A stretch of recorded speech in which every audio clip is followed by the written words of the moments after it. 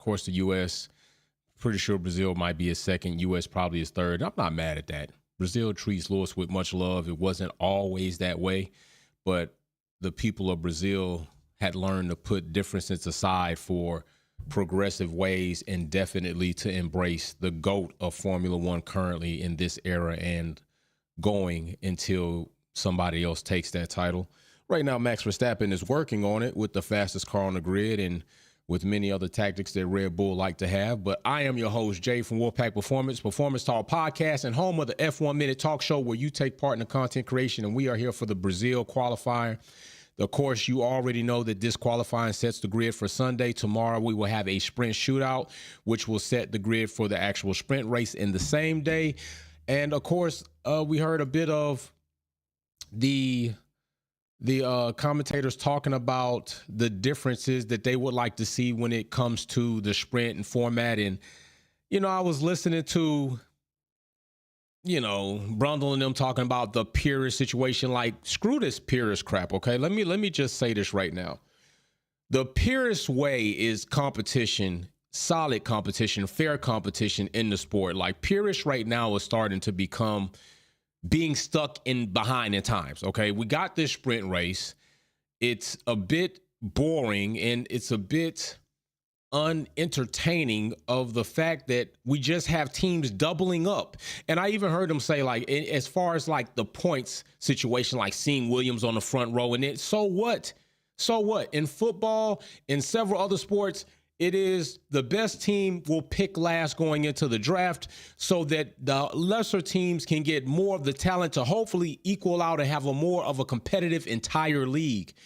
I am one that has already said many times that they need to consider doing a grid like the sprint race will only involve, like today, we're going to have qualifying, right? Qualifying today is going to set the teams in the top 10 and the bottom 10. All right.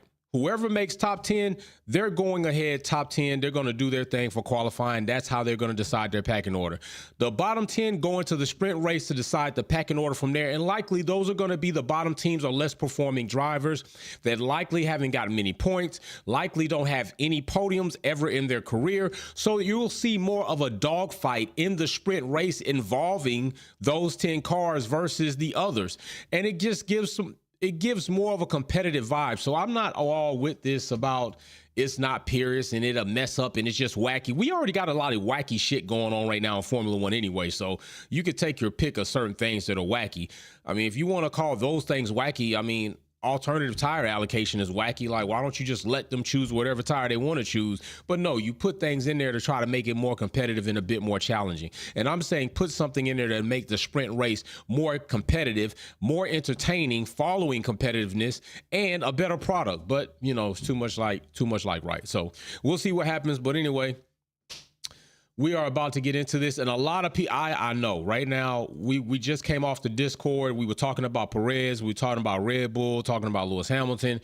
A lot of people feel like Perez he's going through a lot with Red Bull, and I would agree. I think there's definitely more going on there with Perez, aside from Perez not being able to compete as a driver. If he hit a cliff, he hit a very abrupt cliff for his performance just to fall off. I'm not fully buying that. I am not one that will totally disagree or dismiss that there may be some foul play with Red Bull as to this man's car and even his mental, emotional state.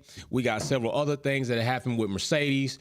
Mike Elliott is gone, and we already know he took part responsibility for him not being what maybe Mercedes needed in that role.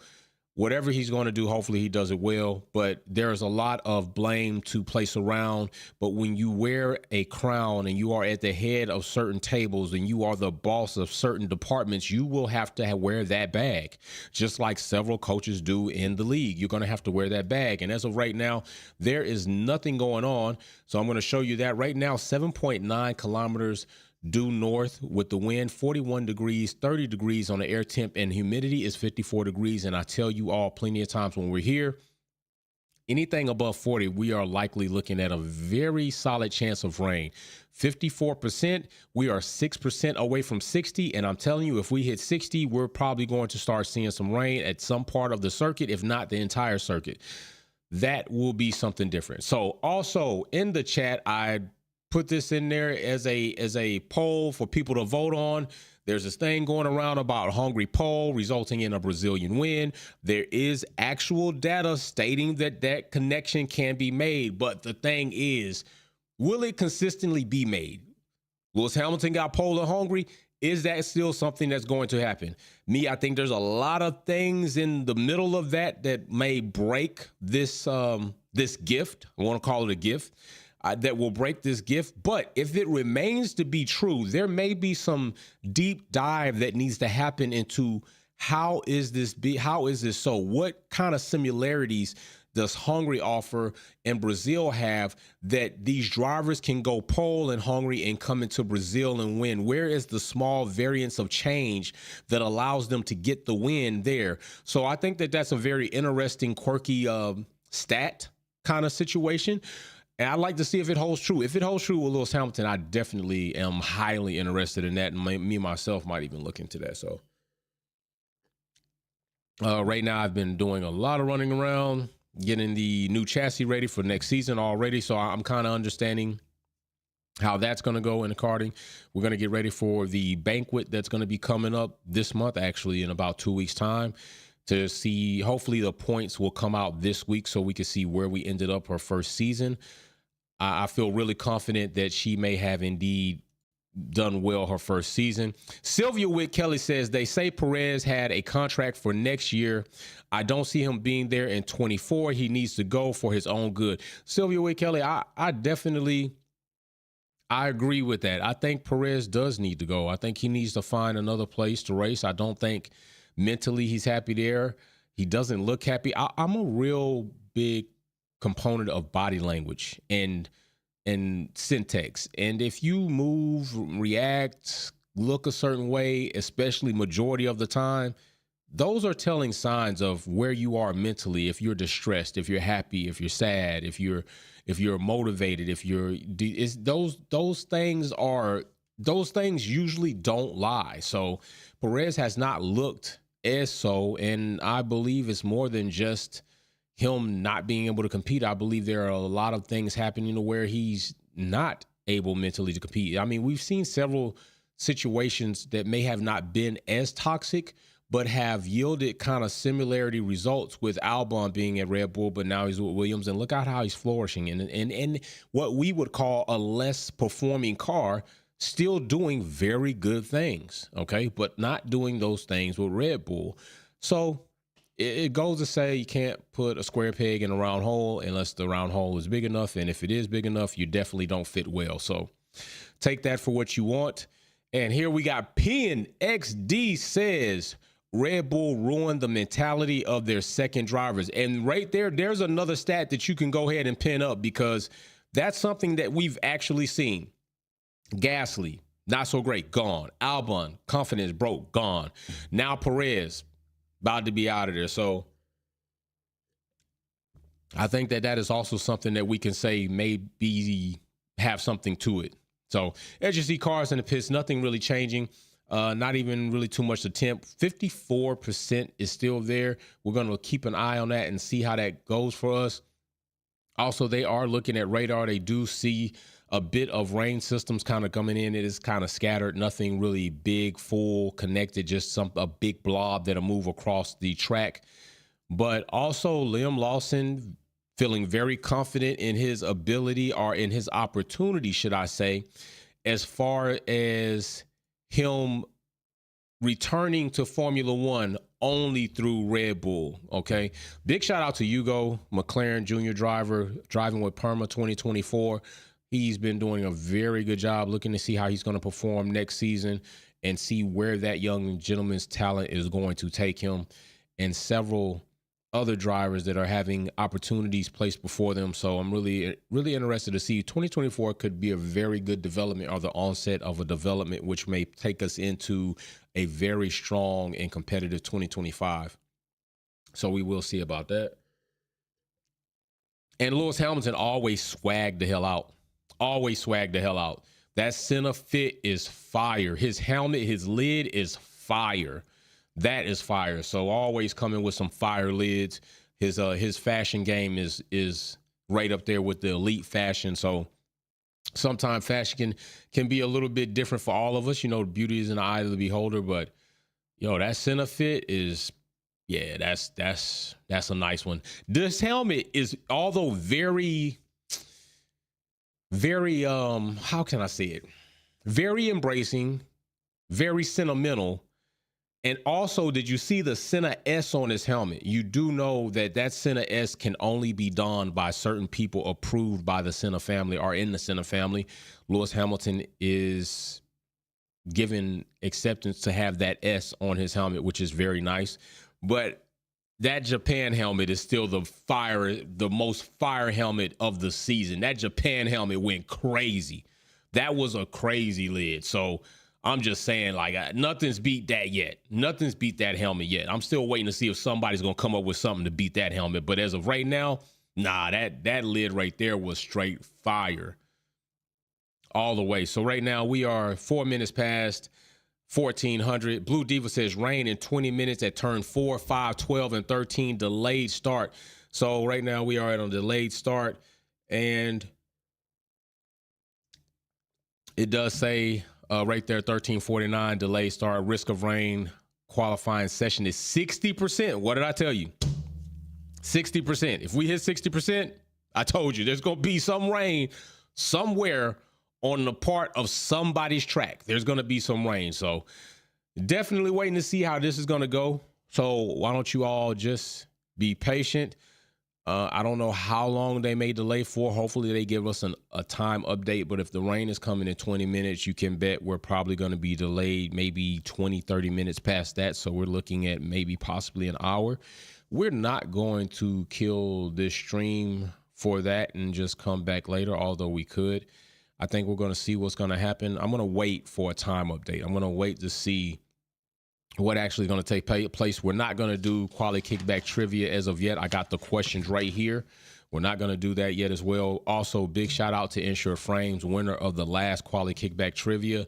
And big shout out to Jefferson, the most recent VIP person who was awarded. That VIP box is gone, shipped off, went across the pond, and I will have another VIP box up there. PN says best moment was when Senna family gifted Lewis one of Senna's. Yeah, that was solid, bro. That was some real love, gave him that helmet. And you know what? He had another moment with that with Mick, when Mick gave him his dad's helmet. Like, Lewis has received some admiration and some high marks from race heritage deep families. And for people to talk the shit that they talk about him is crazy to me, but it just shows you that some of those people have no clue what the hell is really going on, and or their hate for a driver because of certain things, i.e. color, i.e. sex, whatever the case may be, just overshadows their ability to understand or at least admire and admit the greatness of one driver. I mean, hell, even me, I'm not a big fan of Max's character, but I'm also not blind to the fact that Max is very talented. He's a good driver, but he does a lot of foolish shit. Let's just keep it real.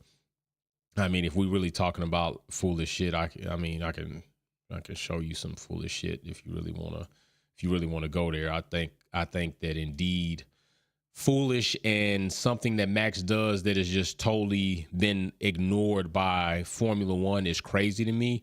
But to me, I think that this here was one of those moments. Look at that. That's crazy. Look at the way Max is pushing Charles over. That is crazy. That's crazy. But these are the things that Max does, and then they allow him to get away with it. And he gets away with it strictly because there's no content. But look how far he comes over, not even really being on a line where he's going to need to be. Look at that. He's in pit lane. He's in the pit lane, yo. He's literally in the pit lane entrance. Like, what? That is crazy. Look at the rest of the cars compared to Max pushing Charles over. And look at that. Look at that. Like, these are the things that I'm saying are ridiculous for them to allow a driver like Max to do. and then nothing is done about it. And I think a lot of people have started voicing complaints, even drivers at one point in time voicing complaints about Max's penalty not being equal or just compared to other drivers' penalties. And then in these situations, we're seeing Max is not getting penalties that he damn well should get. And a lot of his track limits are being overlooked because he's so far out in front. So these are the things that cloud his own parade. Max clouds his own parade with the shenanigans. Red Bull cloud Max's parade with their shenanigans. The cost cap, the Abu Dhabi scandal situation cloud his championships, especially 2021 was not a real not a championship that he damn earned. And what's so Blue Diva says we'll start 15:15 local time. Best moment was and then PN says FIA Liberty, Red Bull, F1 are lucky Schumacher can't speak because his voice would be heard with how things have played out thus far since 21. You know what? I don't doubt that. I don't doubt that at all. I honestly don't doubt that. I think you may indeed be very correct about that situation. I think he would have something to say about it. Just like he said, records are meant to be broken. He was talking about even his own record. So right now, that is definitely some time. We're talking about over an hour's time before we start this coming up qualifying. So what we can do is, I just also saw that. Thanks. Blue Diva is our resident meteorologist. Everything that requires some type of information coming across my desk, Blue Diva is very good at funneling that information over. So 15:15 puts us it's at an hour and 5 minutes from right now. So technically that means qualifying is going to run me outside of one of my meetings, which means I'm going to have to postpone that meeting so I can be here with you all. That meeting's about next season and the banquet coming up. So I'm going to postpone that so we could do that. And what we may do is put things on a brief hold and then come back as soon as they are ready. And what I'll do is probably change this up and I'm going to go ahead and post a new live for us to go ahead and continue this very soon, 15:15. So what we'll do is we'll come on 15 minutes post that, or I'll just keep an eye on qualifying. And as things start heating up, we will come back on. So let's go ahead and take a brief intermission because that's well outside the window just to sit here and wait for qualifying. That's an hour's time. And then we're still talking about an additional hour for qualifying. So we're talking about 2 hours just being on hold here. So there's a lot of other things you could do. Go get you something to eat, feed the animals, maybe pick up the kids, maybe go shopping for a bit if you're running down the street to a local shopping center, maybe go for a walk. 30 minutes. You can get a mile in 30 minutes, mile or more in 30 minutes, which would be very healthy for you. So you could do that, go walk, get a mile in, even work out. 30 minutes of a workout, if you haven't really been working out, is something that you could also do. So let's go ahead, take a brief intermission. I will be back. I will post a new link. We still will do kickback quality trivia. We're still going to do all the other good things that we're going to do and have a good time. So I will see you all then. Not peace. We're on a brief break. See you very soon, just after the postponed qualifying. All right.